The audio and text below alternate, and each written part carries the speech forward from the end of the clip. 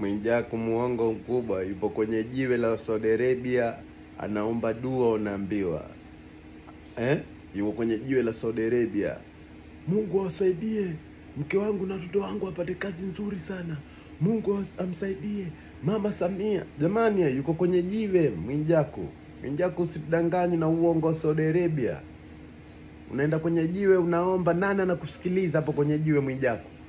Nani anakusikiliza hapo kwenye Kaaba Mwijaku wewe ukiomba? Jamani, Mwijaku haendi kwenye mizimu ya mababu zake, anaenda kwenye mizimu ya watu watawatizami kama yeye. Anaenda kwa hawa wakoloni wa Saudi Arabia, slave driver. Anaenda kuomba, unaambiwa Mama Samia asaidiwe, nchi yetu isipate matatizo.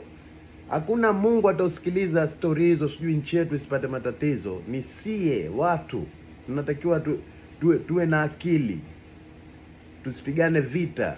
Sio kama Mungu hapa atasikiliza hizi hadithi za Mwijaku hizi, kwenda kwenye jiwe hizi kuombea watu dua, mke wake apate kazi nzuri, mtoto wake apate kazi nzuri. Jamani, huo ni uongo. Anatakiwa wewe na juhudi.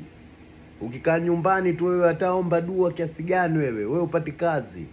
Usidanganya hapa Mwijaku na ili jiwe la Saudi Arabia chikilinge chao hichi. Wewe unaona ukaenda kuweka mkono ukiomba pale, kuna mtu anasikiliza. Anasikiliza. Huyo Mwijaku kaja, huyo anaomba rais wake asaidiwe, nchi yake isiwe na vita.